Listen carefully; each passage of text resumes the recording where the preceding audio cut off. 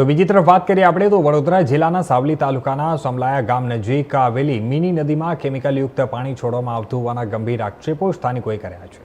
ગ્રામજનોના જણાવ્યા મુજબ નદીમાં સફેદ ફીણના થર જોવા મળી રહ્યા છે, જ્યારે કેટલાક સ્થળોએ પાણી લાલ રંગનું દેખાતા પ્રદૂષણની આશંકા વધુ ઘેરી બની છે। સ્થાનિકોનો આક્ષેપ છે કે કેમિકલયુક્ત પાણીના કારણે મોટી સંખ્યામાં માછલીઓના મોત થયા છે અને સાથે જ નદીના પાણીથી ખેતી અને પશુધનને નુકસાન થવાની ભીતિ ખેડૂતોમાં જોવા મળી રહી છે।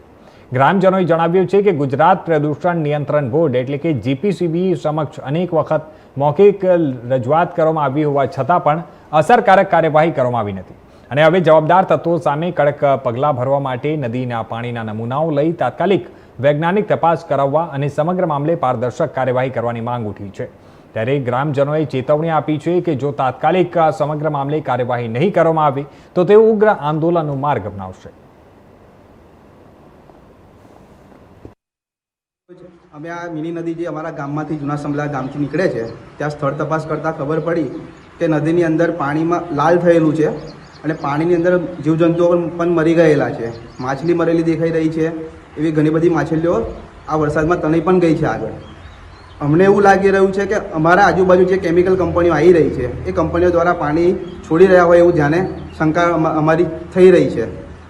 અમારી રજૂઆત જીપીસીબીના લાગતા વળગતા અધિકારીઓને મૌખિક ઘણી બધી વાર જણાયેલી છે, પણ એની અત્યાર સુધી કોઈ એવા શિક્ષાત્મક પગલાં લેવામાં નથી આવ્યા।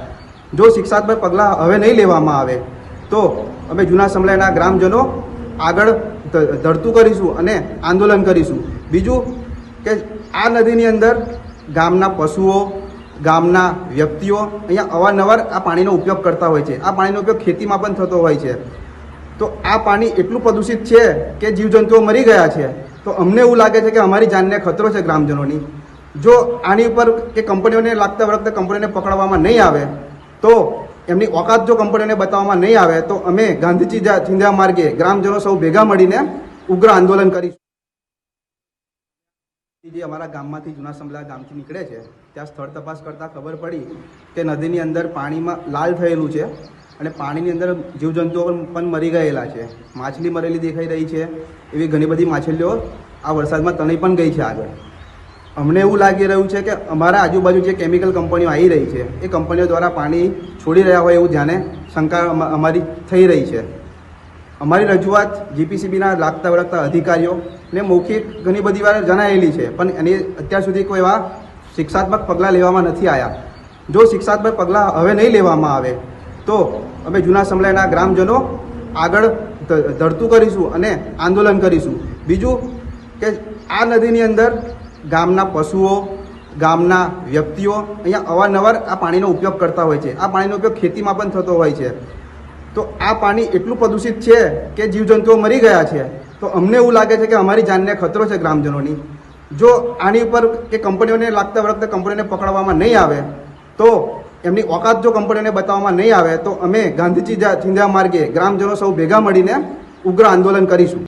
સાવલીના સમલાયા ખાતે જે આપ વાત કરો છો એ બાબતની ઇન્ડિયા ન્યૂઝ ચેનલ થકી અમને એક વિડીયો મળ્યો છે અને એ બાબતે અમને બીજી કોઈ રીતે જાણકારી હતી નહીં અત્યાર સુધી, પણ આપના માધ્યમથી જે જાણકારી મળી છે એના રેફરન્સમાં અમે ચોક્કસ જ એક ઇન્સ્પેક્શન કરાવડાવી, સેમ્પલિંગ પણ કરાવડાવી અને જે પણ કોઈ એનું સ્ત્રોત હોય જેના કારણે આ થયું હોય કે જ્યાંથી થયું હોય એનું એક ચોક્કસ તપાસ કરાવડાવી અને તાત્કાલિક મેં એક રિપોર્ટ કરાવડાવીશું। અમે અગાઉ પણ 4-5 દિવસ પહેલા પણ આવું થયું ત્યારે શું કર્યું?